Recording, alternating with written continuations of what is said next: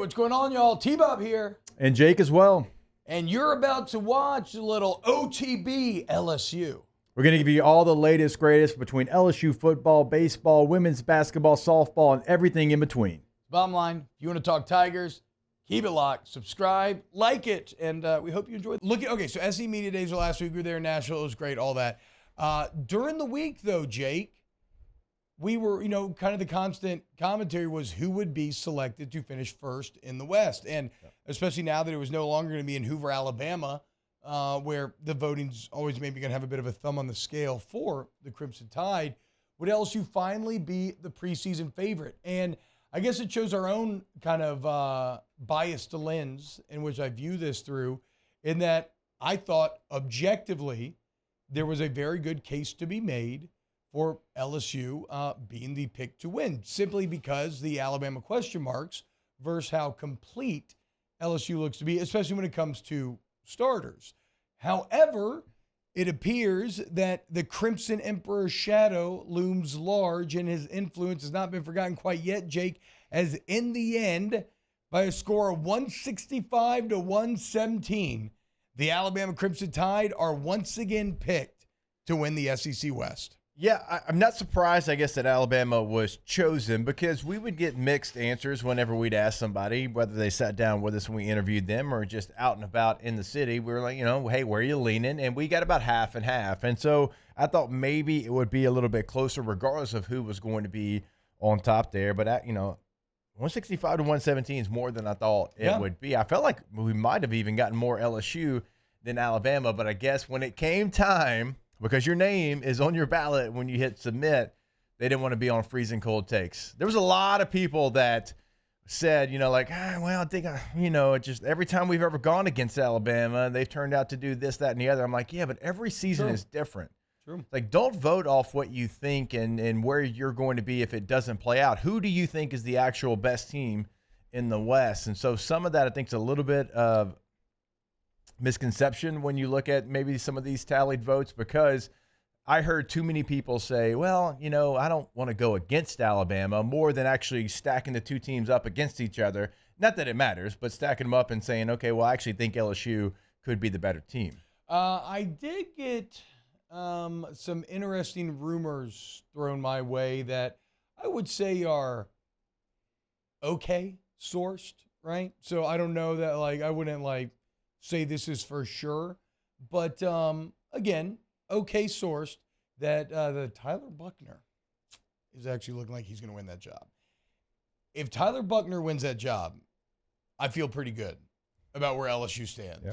I don't want to be too disrespectful to Buckner here, and the ability for a guy to prove you wrong and explode is always there, right?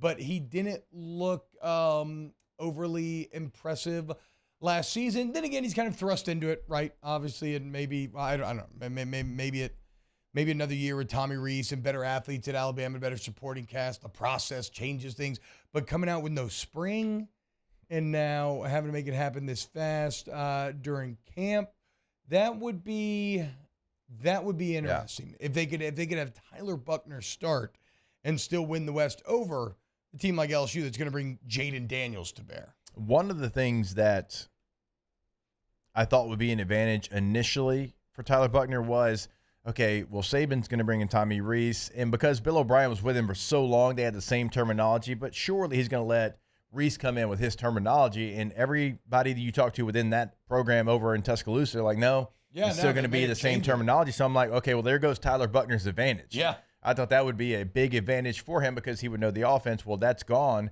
and they don't, they're just going off a summer, 7-on-7 football school that Buckner may be the guy to go to. So will it be for the full season? Will it be for 4 weeks? Because a lot of people think Ty Simpson is going to be the guy. I'm like, what? Yeah. What about Jalen Milroe here? You got to have something for him. Now, I hope you don't, because I think he could be a game changer if you insert him. And we talked about it during the week.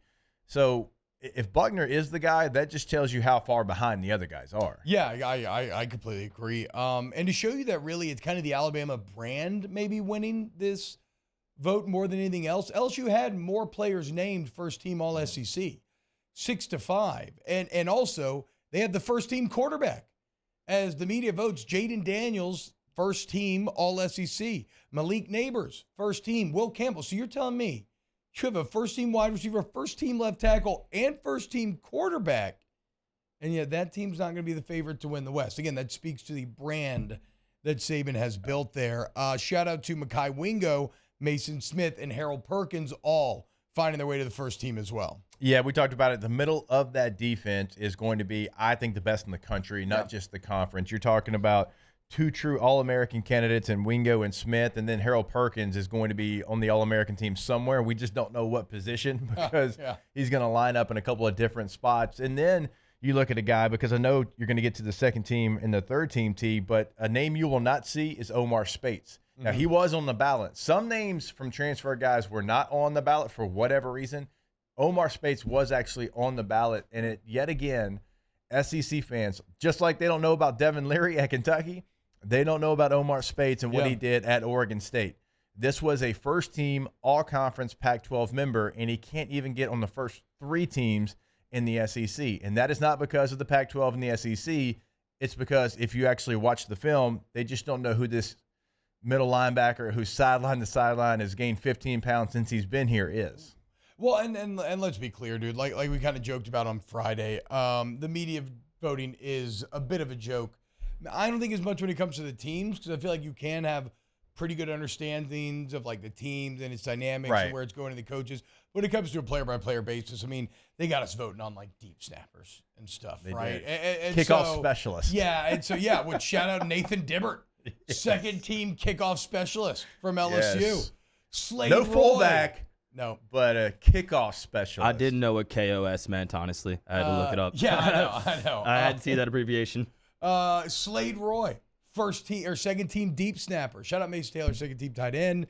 And then Emory Jones, Major Burns making the third team. So, yeah, look, it is like Omar Spates, do not be down if you are not named All-SEC because, like Jake said, it just comes from a place of ignorance more than anything else. Do you remember how you placed it as far as team? Because I do agree with you. Like when you look at the individual players, I mean, you got to be deep into the weeds to be able to know who even some of these players are, certainly on some of the lines of scrimmage. But as far as the teams, do you remember what order you had the West? Yeah, I mean, the top four were exactly the same. I think I ended up actually, though, going Mississippi State, then Auburn, then Arkansas.